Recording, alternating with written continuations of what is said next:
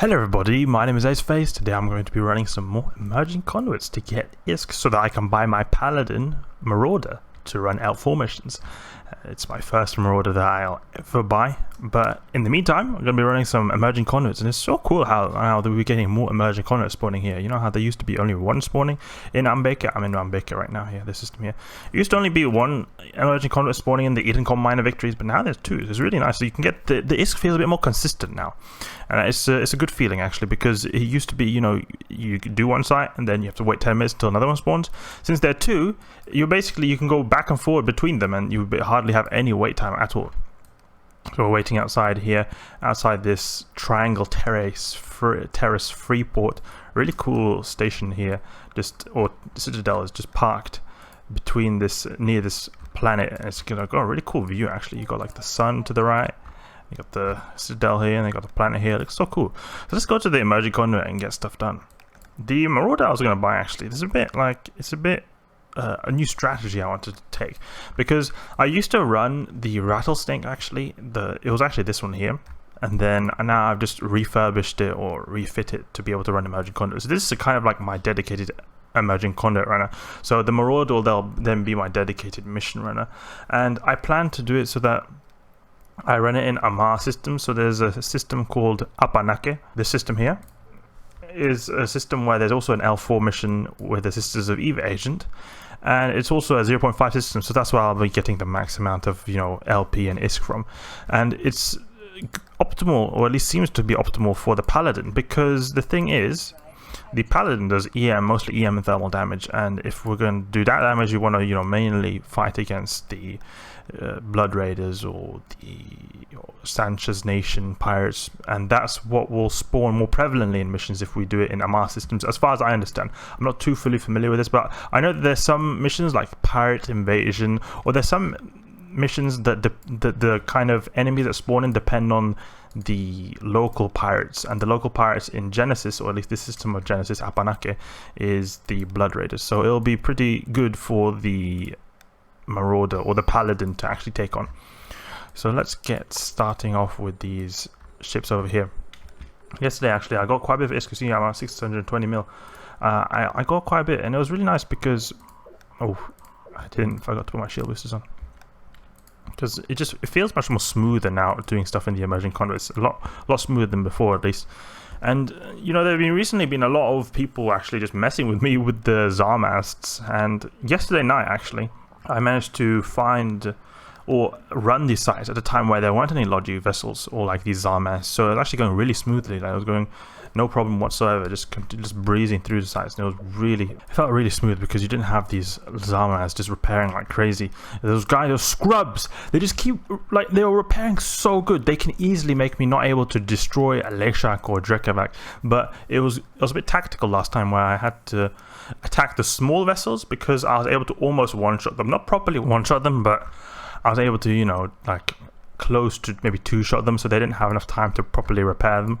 So I was doing always a bit of structure damage, so that was a pretty good strategy. So if there are a lot of people repairing stuff, go for the small ships, because you'll probably have a higher likelihood of destroying them. The thing is, with me, it will be obviously a bit slower because I've got missiles, and the missiles are not going to apply so much damage, but it still seemed to work pretty good the last time I checked. Also, the thing is, a bad thing about that though is that if you're destroying the small stuff, then it's probably going to mean that you're going to get a bit less loot, because the small stuff doesn't give us a good salvage and loot.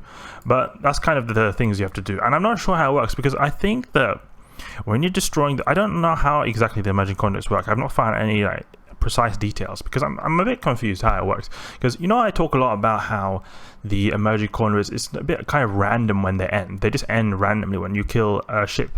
So I'm not sure, I don't know what determines if you've killed like, I don't know, X amount of ships. Like, for example, after you've killed 10 ships, the emerging conduit ends, or you've killed this many types of ships, or maybe a small ship is worth like, I don't know, 1 point, and a big ship is worth like 2 points, and when you accumulate this many like virtual points in the game, then it'll make the site end. I'm not exactly sure how it works, but I felt like I was able to destroy a lot more Damaviks before the site ended, at least last time when I was doing some emerging conduits. So I think maybe it could be that like the small ships do not contribute as much to getting the site to end. So maybe it could be worth it, but if just one kill gets you, that is worth the same. So for example, one Lesha kill and one frigate kill takes you closer by the same like step to completing the site, then it probably is then worse if you're going for the small stuff. But something that is always worth going for is these hospitals. These hospitals drop pretty good loot, or at least I've noticed that they a lot more frequently will drop the 0-point condensate. Not 0-point condensate, the Triglavian survey data. And if they do drop it, they often drop quite a bit more actually than the normal ships. The other ships can also, like for example, this liminal Drekavac could may as well just have some Triglavian survey data in it. But I noticed that the hospitals actually tend to have a lot more in it. Oh, you got a wrecking shot. That 2k damage, just boom, just volleyed. And that's also another thing. If there are people repairing, you know, these guys who like Zarmaz, their Triglavian forces, they like to repair the ships so that we can't farm them. Then it's good because if you're fighting the small stuff, if you do land like a wrecking shot or a smashing shot, then that helps it even more. It makes it even easier to be able to one-shot them because they like do crazy amounts of damage or like alpha damage, so they won't have enough time to repair them. I think the if I'm not being clear enough, like the way the site works, you know, you kill these, another wave spawns in, kill these, another wave spawns in, but sometime between like I think it's like the 3rd or 4th wave, the site just ends after you've killed a certain ship. And I've not noticed any triggers. Like it's not like you kill this certain ship and the site ends. It seems kind of random. If you guys do know how exactly the new emerging conduits work, then let me know, because I really want to know how this works, because it's quite confusing. At least it's not as straightforward as the old emerging conduits. The old emerging conduits were a lot more straightforward. It was like, I think I'm pretty sure it was 3 or maybe 4 waves and the last wave has a Vedmak, and I think when you kill the Vedmak, then the wave ends. So it was very straightforward. But here, I'm not really 100% sure. Oh, I'm forgetting to actually salvage. This is also really important. I need to salvage stuff while I'm going because I want to save time. You know, if you save time, then save time means more ISK. Because now maybe I'll have some salvage left when I've killed all of these guys, and I'll have to spend time, you know, killing the Triglavians, and there'll be more time where I can't run the second emerging conduit. And I noticed actually the other emerging conduit went away, so it probably means that someone else is running them. But I don't see anyone here, so maybe he quit or something. I mean, it is half an hour until downtime, so, or 36 minutes until downtime, so maybe he stopped anyway. I mean, it wouldn't surprise me. We've got Hospodar Vedmak, so I hope he gives you a lot of good stuff, because it's a bigger ship, so probably he's going to give better stuff as well than the tiny Hospodars. Usually the Hospodars, I've noticed they tend to be Damaviks or Kikimoras. They don't tend to be the big ships, but maybe it could mean that they have even more stuff, because they're like a bigger ship. Bigger ships tend to drop pretty good stuff. Got these liminals as well. Liminals dropped. I noticed that there were a lot more liminal types actually in the old invasion systems. So remember when like the initial invasion stuff came out? I think it was in the summer of 2019, I believe it was. Then where we had these minor conduits and all that kind of stuff, I noticed that there were a lot more liminal stuff. The liminals were a lot more prevalent. I don't feel like they're as prevalent now. And the liminals, if you guys do not know, they do like a lot of damage. So I think that they could actually maybe have toned them down a bit, because they were pretty OP. Like they did crazy amounts of damage, those guys, the liminals. They have missiles as well, I think, and it makes so that they just do crazy amounts of damage. So it's always important to go for those guys, because they will do a lot of damage. We're going to go for this Kikimora afterwards, but I'm going for the bigger ship, the Drekavac here, because the Drekavac, I think, pretty sure the Drekavac will do more than a liminal Kikimora. It's just the way, you know, the bigger ships do more damage. The bigger ships also potentially give better loot. Okay, let's go for this liminal Kikimora right here, and then we're gonna go for the Raznamorg Vedmak over here. Kill, kill, kill. You know, I'm thinking of bringing actually maybe a friend to do this, because this will be really cool. If we got 2 emerging conduits, it'll probably be a lot quicker to do these emerging conduits with a friend. I can imagine these sites, it takes about 10 minutes in between. I think it takes me a little bit more than 10 minutes to actually do one of these emerging conduits, so it would be probably more efficient to do it as a friend. And also, I think that, you know how you get a bit of ISK from completing the site, like 4 mil or something like that? I think you get, if there's another person here, then they'll also get 4 mil, and I think if there's a third person, then it'll be less, it'll be like 3 mil. So it's quite efficient to, I think, to have a secondary person here so that they can get the full payout as well. Okay, it's kind of basically like extra ISK almost for free. The only thing is we'll have to obviously split the loot, but we'll obviously be running sites faster as well, so that could maybe, you know, balance out. I'm just recalling my drones from time to time, because I noticed that when new ships spawn in, they tend to switch their aggro to the drones, and the drone aggro is ruthless in this season emerging conduits. You really want to keep an eye on the drones. It was a bit stupid that I was looking at this probe scanner tab here, because they really can hurt hard when it comes to the drone aggro.